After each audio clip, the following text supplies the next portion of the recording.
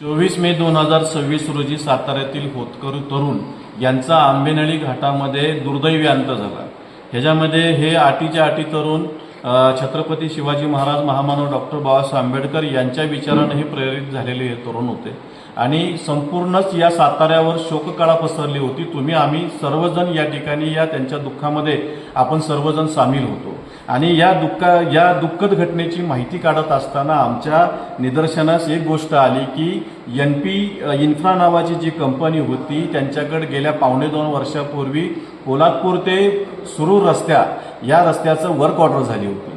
खरं तर काम करत असताना या आंबेनळी घाटाचा इतिहास जर बघितला तर अनेक अपघात या आंबेनळी घाटामध्ये झालेले आहेत। पाठीमागं 42 लोक घेऊन जाणारी बस त्या ठिकाणी कोसळली होती, त्याच ठिकाणी 32 जण मृत्युमुखी पडली होती, त्याच ठिकाणी वाईमधलं एक दाम्पत्य या ठिकाणी या दरीमध्ये कोसळून मेलं होतं।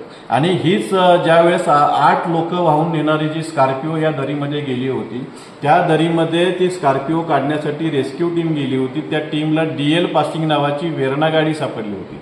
म्हणजे असे किती अपघात त्या ठिकाणी होत आहेत की त्या अपघाताची माहिती सुद्धा या पोलिसांना होत नाही आणि अशा या ठिकाणी अत्यंत संवेदनशील रस्त्यावर त्या ठिकाणी सुरक्षा कठडे नव्हते म्हणून हे अपघात झालेले आहेत।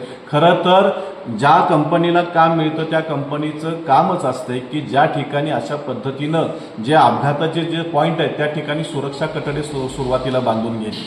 खरं तर या ठिकाणी 2.5 वर्षामध्ये त्यांना या रस्त्याची कुठल्याही प्रकारची व्यवस्थित चांगल्या पद्धतीनं काम करता आलं नाही। अत्यंत निकृष्ट दर्जाचं काम झालेलं आहे आणि या जबाबदारीने सांगतो NP इन्फ्रा या कंपनीनं GSTचा बेकायदेशीर वापर करण्यासाठी KLN नावाची कंपनी, जी कंपनी 18 नोव्हेंबर 2019 साली स्थापन झाली होती आणि या कंपनीचा मूळ उद्देश फक्त भ्रष्टाचार करणे हा होता आणि त्या कंपनीच्या वतीनं या ठिकाणी या महाराष्ट्रामध्ये जे स्वतःला नेते म्हणून घेत आहेत ना या कोरेगावचे, ते दयानंद भोसले या ठिकाणी या कंपनीचं काम पाहत होते। म्हणजे नावामध्ये दया आणि निर्दयीपणानं या ठिकाणी अत्यंत ह्या 8 लोकांच्या मृत्यूस कारणीभूत ठरणारा हा दयावान या ठिकाणी या संपूर्ण या मृत्युमुखी पडलेल्या ह्या पोरांच्या कारणाला जबाबदार आहे।